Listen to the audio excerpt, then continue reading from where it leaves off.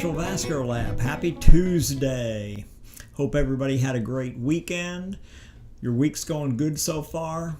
My name's Bill Schroeder. A lot of you probably know that. We really thank all the subscribers and the comments we've gotten. I'd like to talk to you today about flow dynamics. Those of you that know me, this is one of my favorite subjects. I think about it a lot.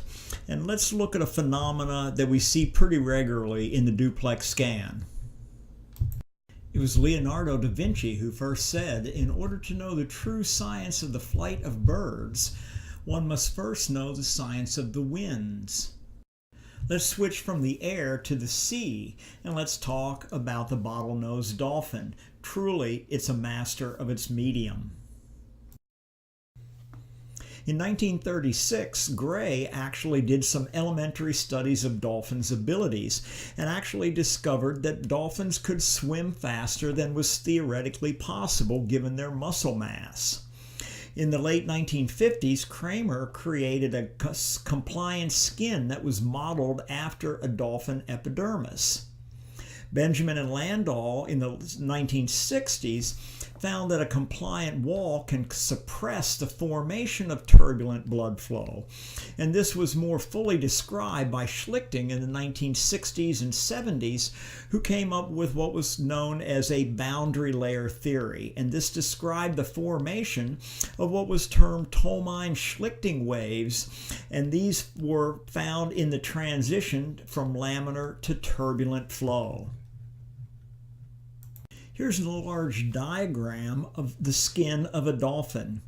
In particular, note A, which are cutaneous ridges, or what was termed microscales. And it was found that actually these could change in their form and dimensions.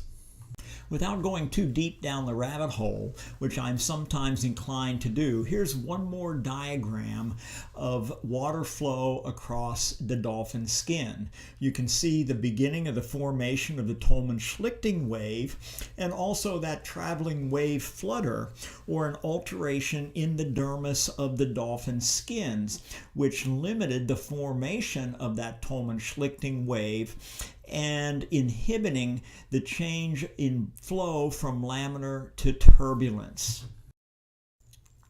The dolphin truly is a master of its medium, and in fact ongoing studies originally stimulated by this compliant skin of the dolphin have vast economic and practical applications.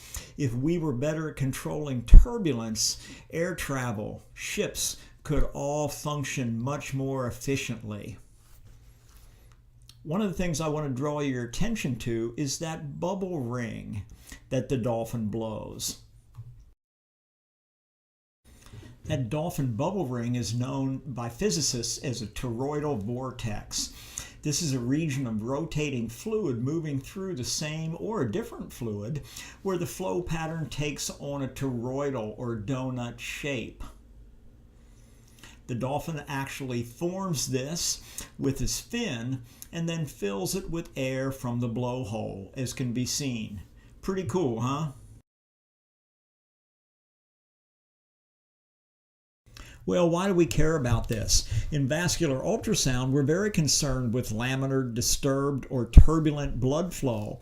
We say laminar flow is the hallmark of normal vessels, but we can have variations in this laminar flow pattern if the vessel bends or bifurcates, not to mention if there's disease. Blood has both inertia and momentum. It wants to go in a straight line once it's moving.